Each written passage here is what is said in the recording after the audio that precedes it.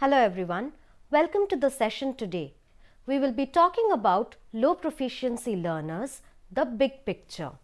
The objectives of the lesson today include to understand what proficiency is and examples of tests of proficiency, to get an overview of different frameworks of proficiency levels, to examine the factors that could affect levels of proficiency, and to discuss how to enable learners to develop higher proficiency.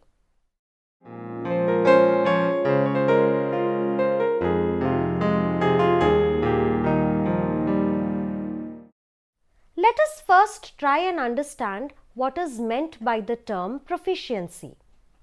Proficiency refers to the ability of an individual to perform an action or a function.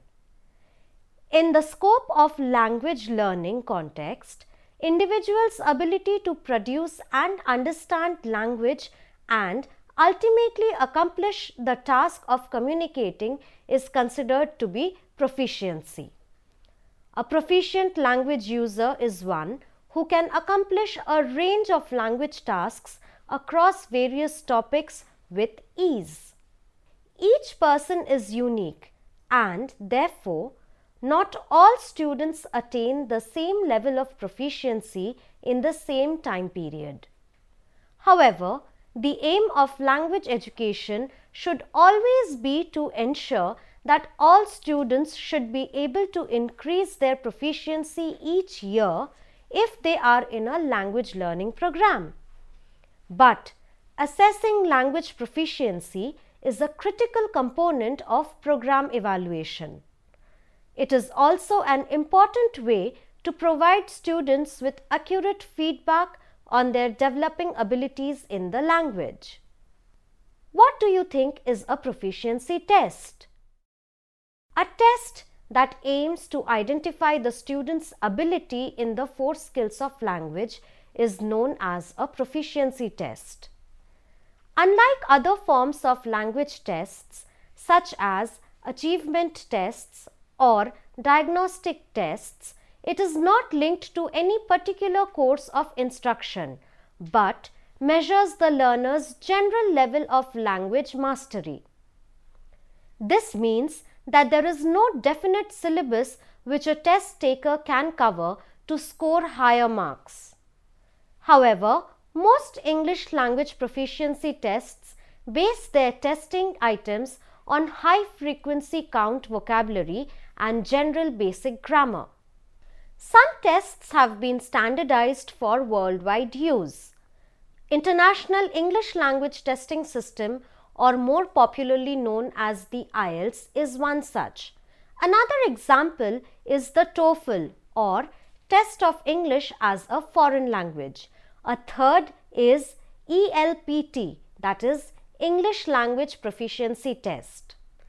Unlike an achievement test in which it is possible to get all the answers correct, a proficiency test does not allow for a perfect score, nor does it compare the results of the test to other test takers. In proficiency tests, the performance is compared to a set of pre-decided criteria. A proficiency test is not limited to any specific course, curriculum or single skill in the language. It includes standardized multiple choice items on grammar, vocabulary, reading comprehension, oral comprehension and sometimes a sample of writing as well. For example, let us take the TOEFL. It is a standardized proficiency test designed by the Educational Testing Service. It is used by nearly 1,000 institutions of higher education in the United States as an indicator of a prospective student's ability to undertake academic work in an English medium scenario.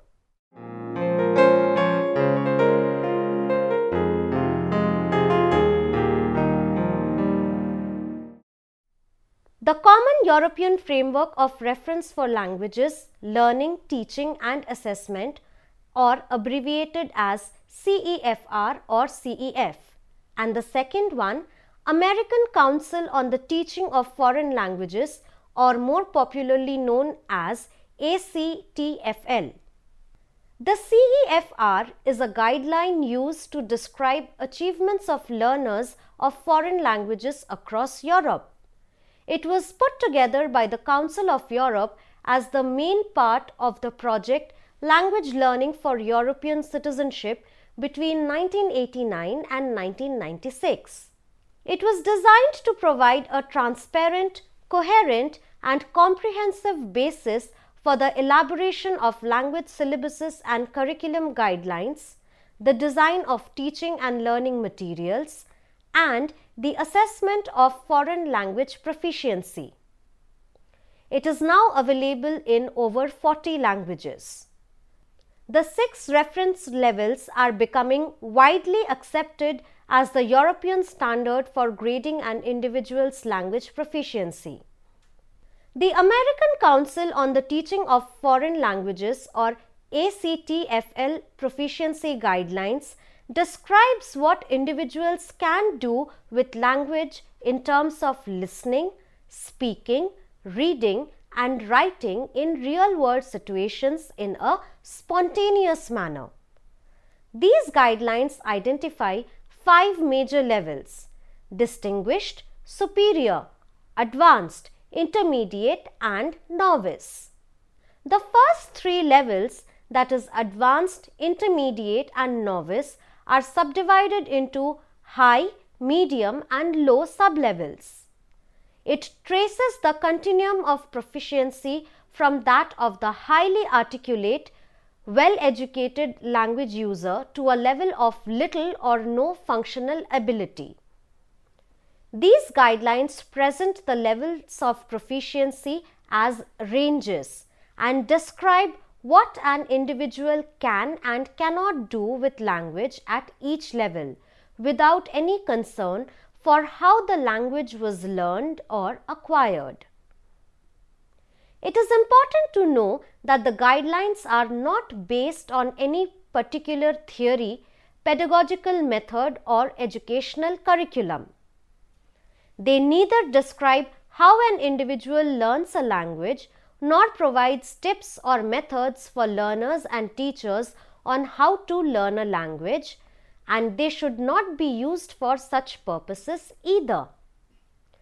The guidelines are an instrument for the evaluation of functional language ability. The ACTFL levels are primarily used in academic circles.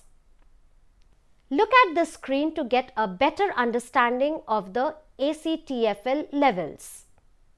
The above diagram shows how the ACTFL separates learners' performances into ranges, explaining what the learner is able to do in different contexts, how much language a learner can produce and understand, how accurate he or she is, and what strategies he or she can put into use to accomplish communication.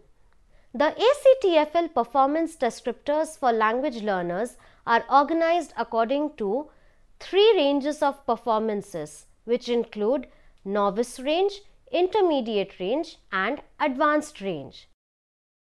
3 modes of communication, that is interpersonal, interpretive, and presentational.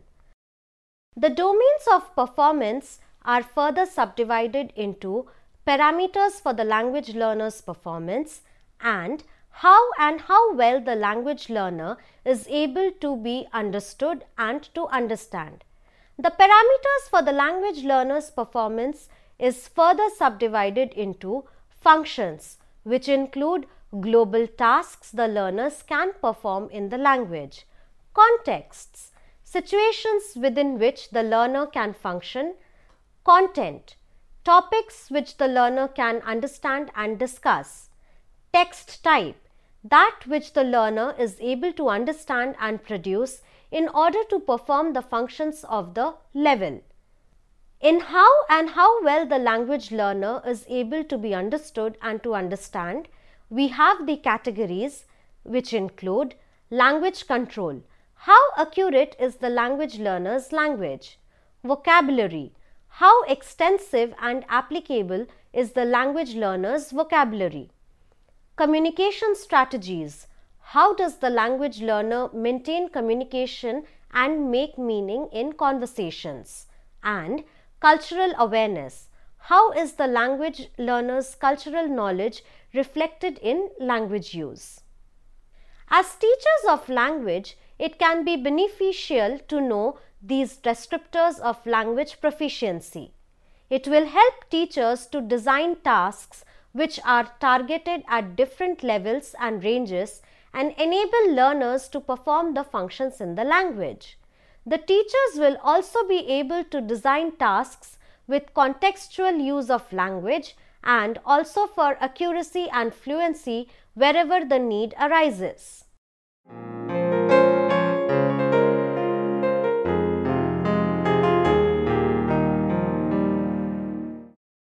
Based on the proficiency guidelines discussed in the previous module, it is clear that learners have different abilities while performing. In a study conducted by Normazida, Koo and Hazita in 2012 and Travinsky in 2005, factors that affect performance in English were investigated. The studies reported the following factors that impact the EFL learners to have poor performance in English language learning. These are presented as follows. English is regarded as a difficult subject to learn. The teachers are viewed as figures of authority. There is a lack of support and opportunity to use English in the home environment and in the community. Learners have insufficient and/or lack exposure to the language as there is a limited opportunity to use English outside the classrooms. Students have a limited vocabulary proficiency as well as English reading materials are not always readily available to the learners. Learners have an unwillingness and lack of motivation to learn English as they do not see the immediate need to use the language outside the classroom scenario. Lack of motivation for learning or the negative attitude towards the target language also forms another detrimental factor. Let's see how some of these aforementioned factors can affect performance and overall proficiency of English language learners or ELLS. Motivation for English language learning. In general, motivation is recognized as one of the most significant factors affecting students' performance of second language or L2 learning.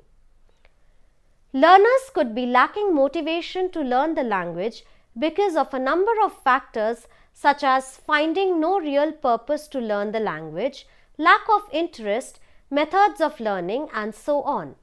Motivation can influence learners' freedom, attention, attempt, patience, the frequency of using learning strategies, and their learning success. Learners would enjoy or have interest in learning a second or foreign language when they receive motivation, especially internal motivation, because it could be well predicted by perceived second language ability and independence. While being motivated and interested from within is definitely a huge factor for success, some external factors can also impact the motivational level of learners. Finding a real purpose in learning the language can be a great source of motivation. If the learners can see that learning the language can give them tangible results such as a job or a promotion, it will definitely boost their levels of interest in the learning of the target language. Some of the affective factors include stress and anxiety in language classrooms. Language learning is a long process and different learners progress at a different pace. It can be very stressful for learners when they cannot see a tangible progress in their performance. This is especially true for learning grammar and vocabulary. Taking a long time for learning an aspect of grammar or vocabulary is very common, and it can have its toll on learners when they are not aware of the process involved in language learning. This coupled with the anxiety of performing in class and tests, can have an effect on the proficiency levels of the learners. Language learning strategies. Learning strategies are the methods that learners use to obtain information. Normally, high achievers use more learning strategies than lower achieving learners, as found by Dembo in 2004.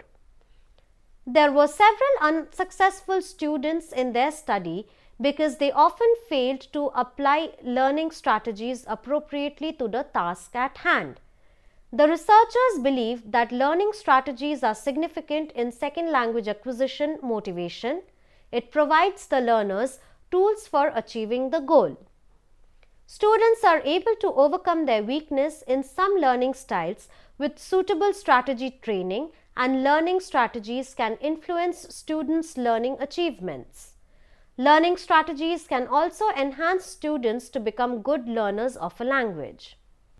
Oxford in 2001 classifies the characteristics of good language learners and says that he or she is an enthusiastic and accurate guesser, has a strong drive to communicate, is uninhibited and ready to make mistakes, emphasizes on form by looking at patterns and using analysis, takes input from all practice opportunities, monitors his or her own speech and that of others, pays attention to meaning. Much research has shown the correlation between using language learning strategies and performance and achievement in the language learning process. So, if learners are able to use strategies to troubleshoot the gaps in their learning, it will likely increase their levels of proficiency to a much larger extent.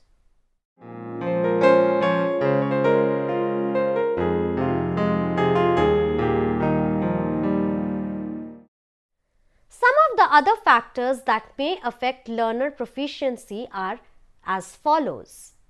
Familiarity between the first and second languages can have an impact on proficiency.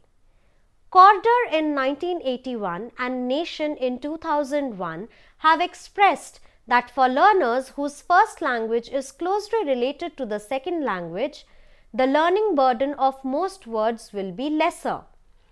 For learners whose first language is not related to the target language, the learning burden is comparatively higher. So, when the linguistic distance between the learner's first language and the second language is closer, it is easier for the learner to pick up the target language. The teacher is the most important source of learning a new language. While it is important to receive knowledge from the language teacher, students also need to be offered various opportunities for constructing their language knowledge both in the classroom and outside as well. Learning takes place through repeated interaction with the social environment that learners begin to build linguistic proficiency. Therefore, the ELLs need to have an environment in which they are able to express their opinion, use real-life activities in the classroom, and finally have friends to converse in English with. Thirdly, beliefs about language learning can be referred to as opinions or views held by people on language learning. Wenden in 1986 and Horwitz in 1988 stated that the learner's beliefs could influence their learning. Examples of the influence of beliefs on language learning include the ways learners react to particular teaching methods, the way they evaluate their learning progress, and the way they use language learning strategies. Learner beliefs such as children can learn languages easily compared to adults. It is important to speak with perfect pronunciation or practicing English with native speakers or native level speakers can also be beneficial. These have an impact on the performance and the ability to learn a new language.